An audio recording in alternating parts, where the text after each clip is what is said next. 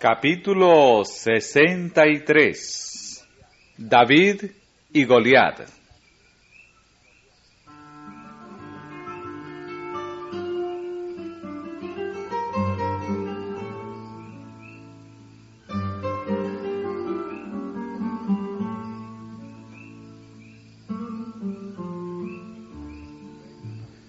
Cuando el rey Saúl se dio cuenta de que había sido rechazado por Dios, y cuando sintió la fuerza de las palabras condenatorias que le había dirigido el profeta, se llenó de amarga rebelión y desesperación.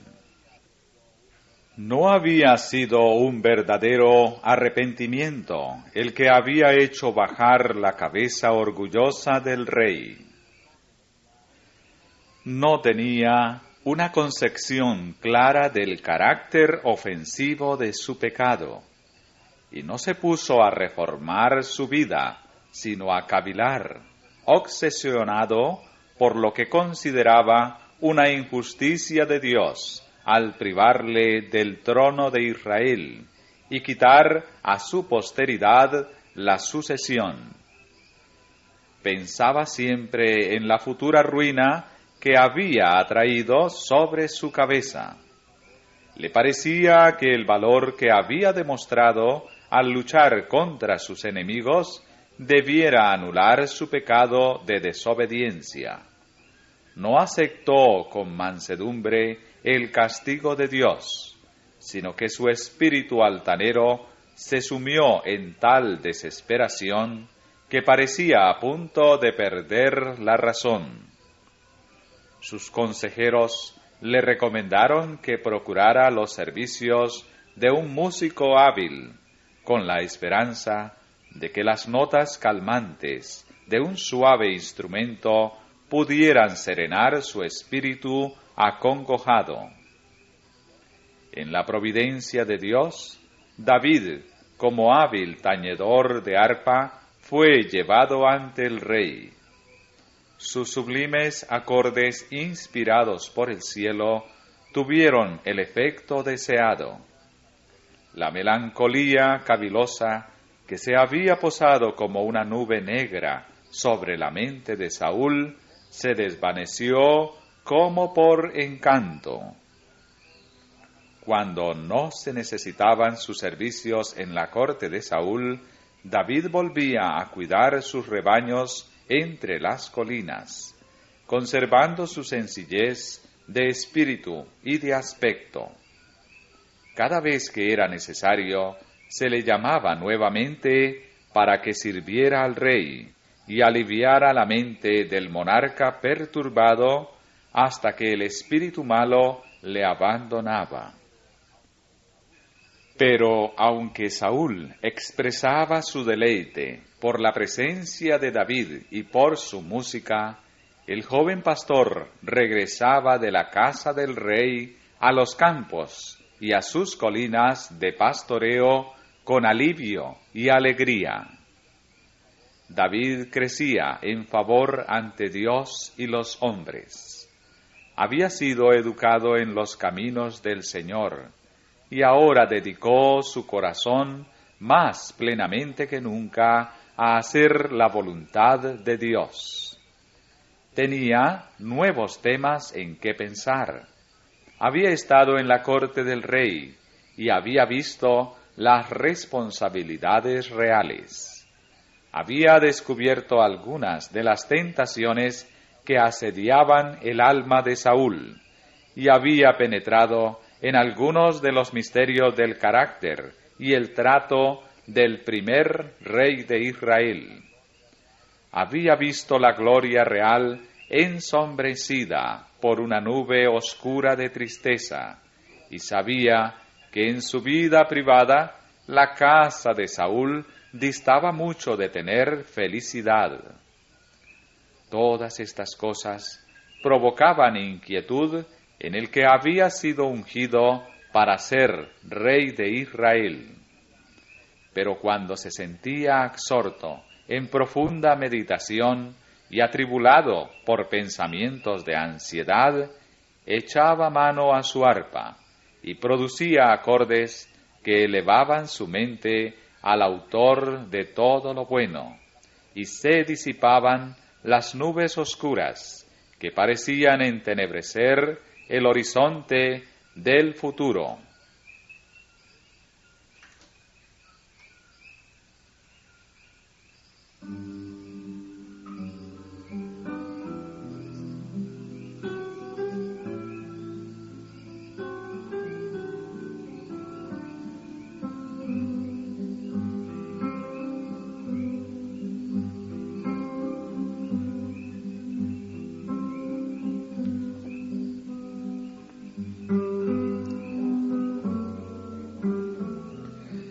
Dios estaba enseñando a David lecciones de confianza. Como Moisés fue educado para su obra, así también el Señor preparaba al hijo de Isaí para hacerlo guía de su pueblo escogido. En su cuidado de los rebaños, aprendía a apreciar en forma especial el cuidado que el gran pastor tiene por las ovejas de su dehesa. En las colinas solitarias y las hondonadas salvajes por donde vagaba David con sus rebaños, había fieras en acecho. A menudo salía algún león de los bosquecillos que había al lado del Jordán, o algún oso de su madriguera en las colinas, y enfurecidos por el hambre, venían a atacar los rebaños. De acuerdo con las costumbres de su tiempo, David solo estaba armado de su honda y su cayado, pero no tardó en dar pruebas de su fuerza y su valor al proteger a los animales que custodiaba. Dijo más tarde, describiendo estos encuentros: venía un león o un oso, y tomaba algún cordero de la manada, y salía yo tras él, y heríalo, y librábale de su boca. Y si se levantaba contra mí, yo le echaba mano de la quijada, y lo hería y mataba. Su experiencia en estos asuntos probó el corazón de David y desarrolló en él valor, fortaleza y fe.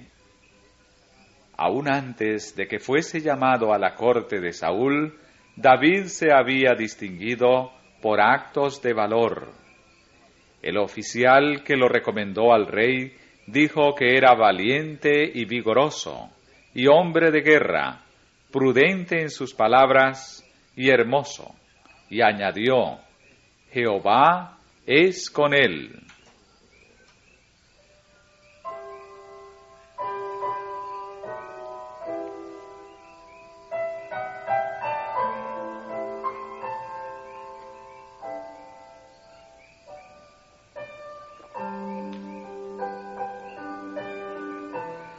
Cuando Israel declaró la guerra a los filisteos, 3 de los hijos de Isaí se unieron al ejército bajo las órdenes de Saúl, pero David permaneció en casa.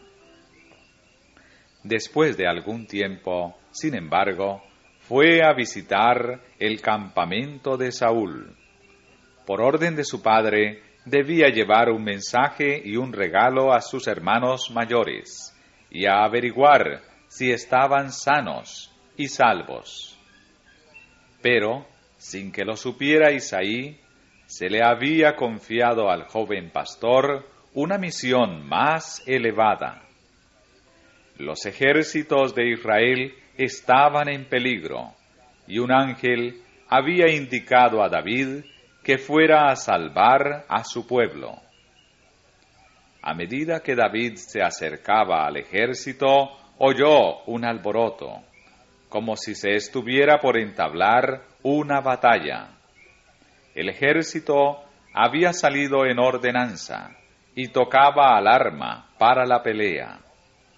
Israel y los filisteos estaban alineados en posiciones de batalla, una hueste contra otra. David corrió hacia el ejército, llegó y saludó a sus hermanos. Mientras hablaba con ellos, Goliat, el campeón de los filisteos, salió y con lenguaje ofensivo retó a duelo a Israel y lo desafió a presentar de entre sus filas un hombre que pudiera enfrentársele en singular pelea. Repitió su reto, y cuando David vio que todo Israel estaba amedrantado y supo que el filisteo lanzaba su desafío día tras día sin que se levantara un campeón que acallara al jactancioso, su espíritu se conmovió dentro de él. Se encendió su celo para salvar el honor del Dios viviente y el crédito de su pueblo. Los ejércitos de Israel estaban deprimidos, les faltaba el valor. Se decían unos a otros: ¿no habéis visto aquel hombre que ha salido? Él se adelanta para provocar a Israel. Lleno de vergüenza e indignación, David exclamó: ¿quién es este filisteo incircunciso para que provoque a los escuadrones del Dios viviente? Al oír estas palabras, Eliab, hermano mayor de David, comprendió muy bien qué sentimientos agitaban al alma del joven. Aún mientras era pastor, David había manifestado audacia, valor y fortaleza poco comunes. Y la misteriosa visita de Samuel a la casa de Isaí, así como su partida sigilosa, habían despertado en la mente de los hermanos de David sospechas en cuanto al verdadero objeto de su visita.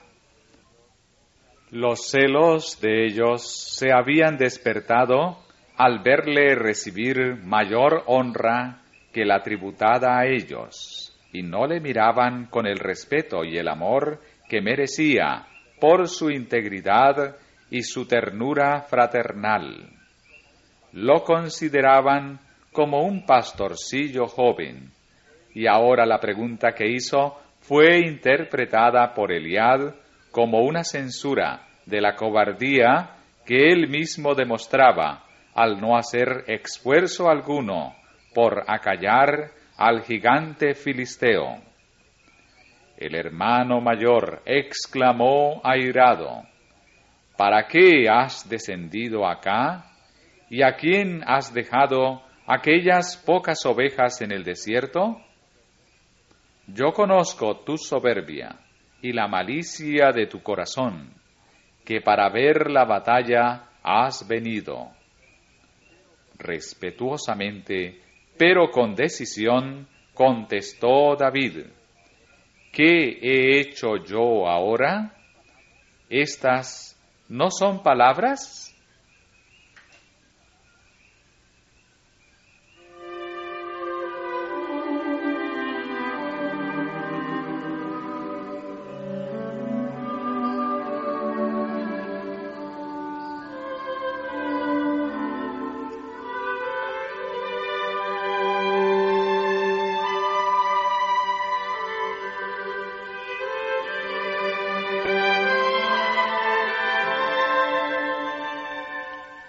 Las palabras de David fueron repetidas al rey, quien inmediatamente hizo comparecer al joven ante sí. Saúl escuchó con asombro las palabras del pastor cuando dijo: no desmaye ninguno a causa de él. Tu siervo irá y peleará con este filisteo. Saúl procuró disuadir a David de su propósito, pero el joven no se dejó convencer. Contestó con sencillez y sin jactancia, relatando lo que le sucediera mientras cuidaba los rebaños de su padre, y dijo: Jehová que me ha librado de las garras del león y de las garras del oso, él también me librará de la mano de este filisteo. Y dijo Saúl a David: Ve, y Jehová sea contigo. Durante 40 días, la hueste israelita había temblado ante el desafío arrogante del gigante filisteo. Sus corazones decaían cuando miraban el enorme cuerpo, que medía 6 codos y 1 palmo. Llevaba en la cabeza un almete de metal y estaba vestido de una coraza de planchas que pesaba 5,000 siclos, y con grebas de metal en las piernas. La cota estaba hecha de planchas de metal, puestas la una sobre la otra, como las escamas de un pez, tan estrechamente juntadas que ningún dardo o saeta podía penetrar a través de la armadura.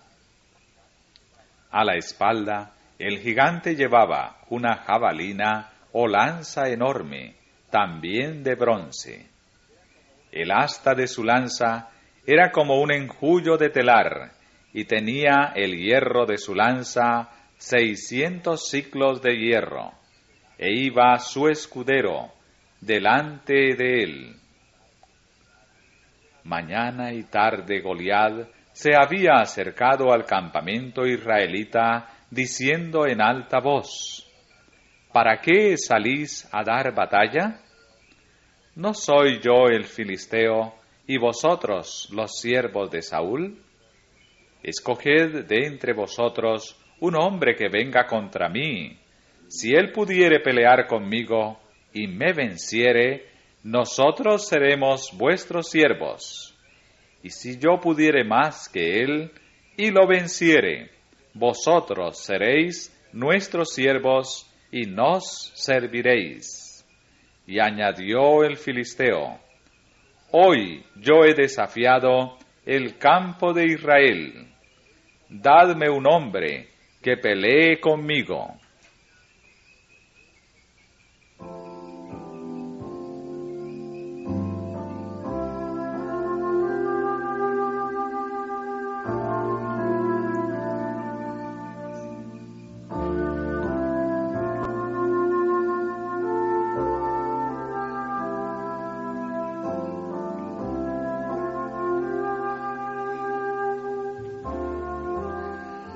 Aunque Saúl había dado permiso a David para que aceptara el desafío, el rey tenía muy pocas esperanzas de que David tuviera éxito en su valerosa empresa. Había ordenado que se vistiera al joven de la coraza del rey. Se le puso el pesado almete de metal en la cabeza y se le ciñó al cuerpo la coraza, así como la espada del monarca. Así pertrechado, inició la marcha, pero pronto volvió sobre sus pasos. Lo primero que pensaron los espectadores ansiosos fue que David había decidido no arriesgar su vida en tan desigual encuentro con su antagonista.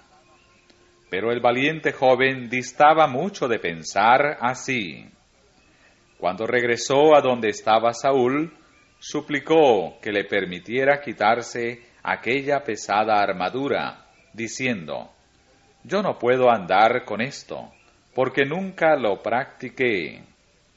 Se quitó la armadura del rey, y en vez de ella solo tomó su cayado en la mano, con su zurrón de pastor y una simple honda. Escogiendo 5 piedras lisas en el arroyo, las puso en su talega, y con su honda en la mano se aproximó al filisteo.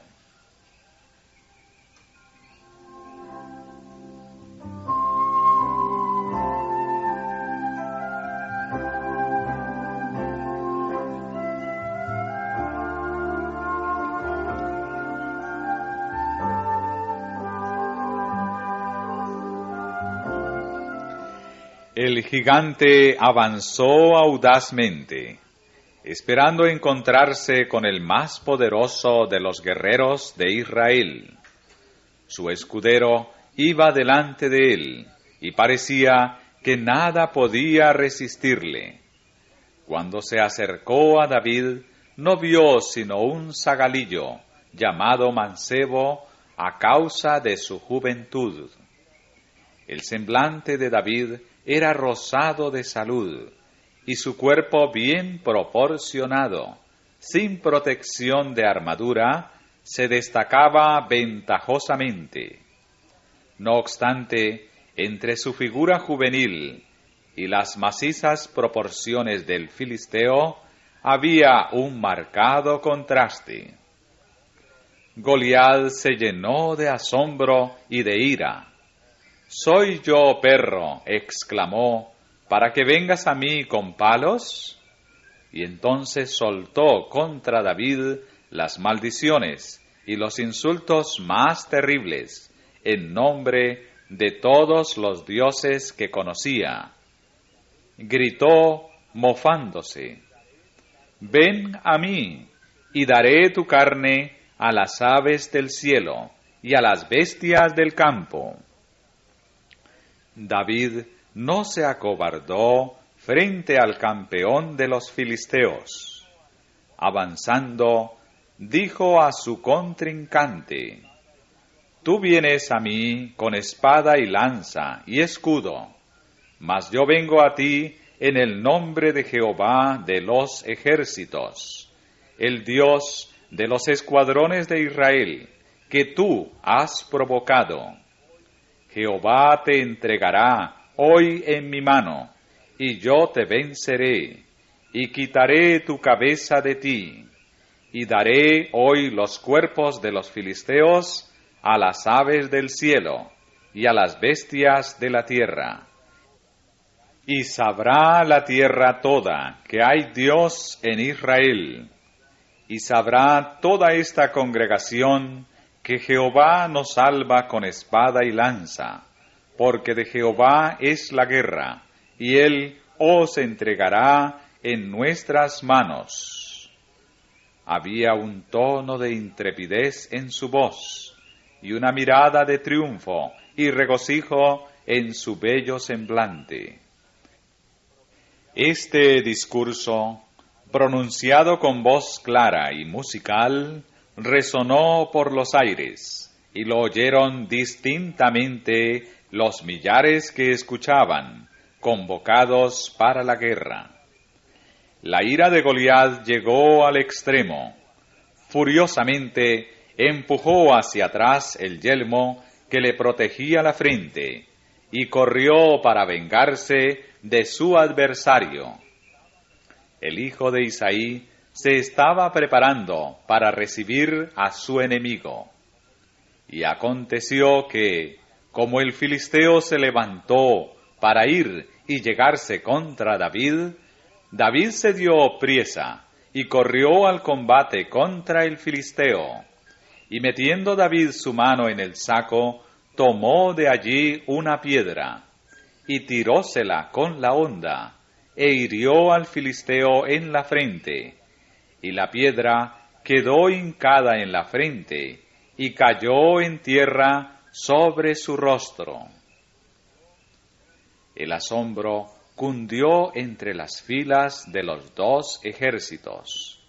Habían estado seguros de que David perecería, pero cuando la piedra cruzó el aire zumbando y dio de lleno en el blanco, vieron al poderoso guerrero temblar y extender las manos, como herido de una ceguera repentina. El gigante se tambaleó, y como una encina herida cayó al suelo. David no se demoró un solo instante. Se lanzó sobre el postrado filisteo y asió con las dos manos la pesada espada de Goliat.